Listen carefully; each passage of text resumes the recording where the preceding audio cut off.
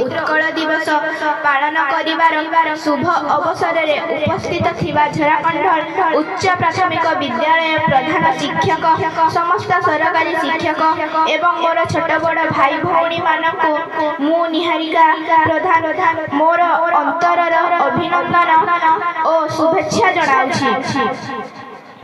प्रति वर्ष एप्रिल मास 1 तारिख को उत्कल दिवस रूपे पालन करा जाए। 1936 मसीहा एप्रिल मास 1 तारिख रे ओडिशा स्वतंत्र राज्य रूपे मान्यता लाभ करिथिला। ब्रिटिश शासन काल रे विभिन्न प्रेसिडेंसी विभक्त होइथिला।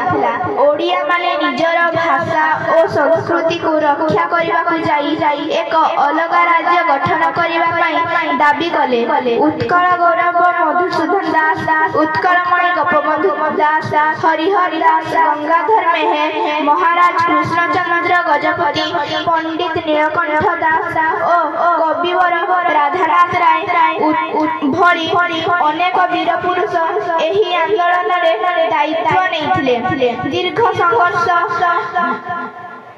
प्रयास पर 1936 मसीहा एप्रिल 1 तारिख दिन ओडिशा स्वतंत्र प्रदेश रे परिणत होइथिला। एबे एही समय रे आम राज्यर नाम थिला उत्कल।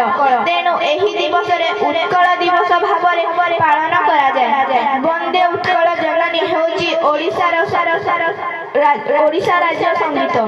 एही दिन ओडिशा गठन करिबा पई मुख्य भूमिका ग्रहण करिथिले वीरपुत्र मानकु श्रद्धांजलि अर्पण करा जाए। एही दिन आमको ओडिशार संस्कृति और परंपरा को मने पकाइबा पई 1935 मसीहा रे भारत शासन आईन बेल रे ओडिशा गोटे स्वतंत्र राज्य रे परिणत हैला।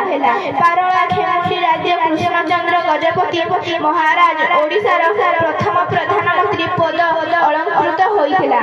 किंतु दुखर विषय आज अन्य राज्य तुलना रे आम राज्य बहुत पछरे रही जाइछि। आम राज्य रे सबु थाई मध्य आज आमे गरीब भोकिला और पछुआ राज्य। आज आमे एही उत्कल दिवस रे समस्ते शपथ नेबा उत्कल को एक सर्वश्रेष्ठ राज्य रे परिणत करिबा, मातृभूमि को भल पाइबा, मातृभाषा को उच्च रे रखिबा। एतिके कहि मो मोर वक्तव्य शेष करछि। जय हिंद, जय भारत।